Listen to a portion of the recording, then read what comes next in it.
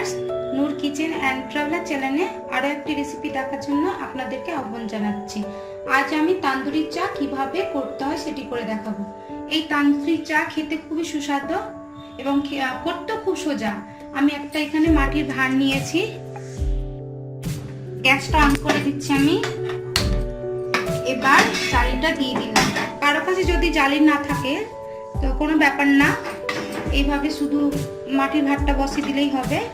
তো আমি জালির ওপর বসাচ্ছি। এবার মাটির ভাতটা বসিয়ে দিচ্ছি। খুব ভালোভাবে গরম করতে হবে যেন আগুনের মতন মাটির ভাতটা গরম হয়ে যায়। এই মাটির ভাতটা খুব ভালোভাবে গরম করতে হবে, চারদিকটাই উল্টে পাল্টে আমি গরম করে নেব যেন আগুনের মতন গরম হয়ে যায়। খুব ভালোভাবে উল্টে পাল্টে আমি গরম করে নিচ্ছি।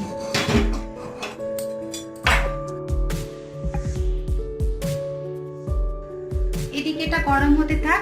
এদিকে আমি একটা পাত্র বসিয়ে দিয়েছি গ্যাসে চাটা করার জন্য। আমি 2 কাপ দুধ দিয়ে দিচ্ছি। আমি গরুর দুধে তান্দুরি চাটা করব।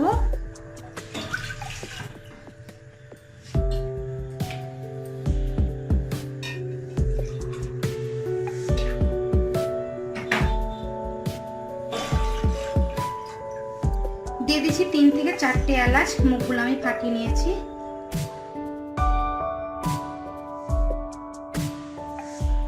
দিয়ে দেবো চায়ের পাতা 2 চামচা।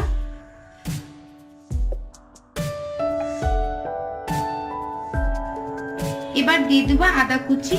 আদা কুচিটা যাদের পছন্দ না তাদেরকে দিতে হবে না, আমি দিয়ে দিচ্ছি এখানে আদা কুচি।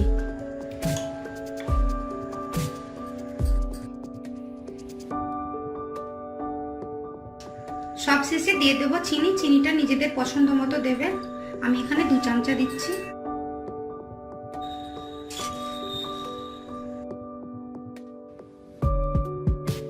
চাটা তৈরি হয়ে গেছে। এবার আমি গ্যাসটা অফ করে চাটাকে ছেঁকে নেব।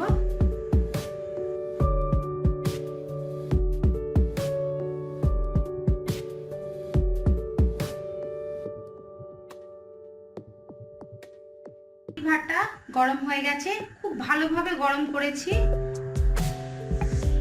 আর মাটির ভাতটা উঠিয়ে একটা পাত্রে রেখে দিচ্ছি। সঙ্গে সঙ্গে ছেঁকে রাখা চাগুলো আমি ঢেলে দিচ্ছি পাত্রতে।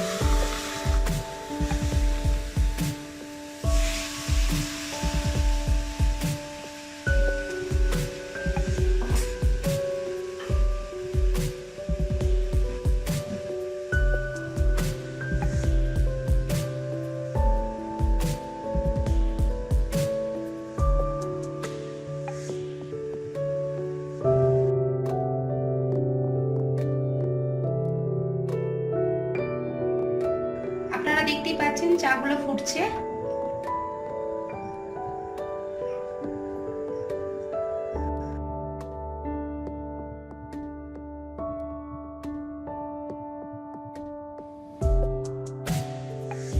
চাটা তৈরি হয়ে গেছে। এবার আমি কাপে সার্ভ করে নেব।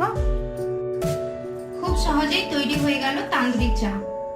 এরকম ভাবে বাড়িতে বানিয়ে দেখবেন, খুবই টেস্টি চা। একবার খেলে বারবার খেতে ইচ্ছে করবে। আমার ভিডিওটি যদি ভালো লেগে থাকে প্লিজ সাবস্ক্রাইব করবেন এবং পাশের বেল আইকনে ক্লিক করবেন আরো নতুন নতুন রেসিপির আপডেট দেখতে। ভালো থাকুন, সুস্থ থাকুন। আবারও দেখা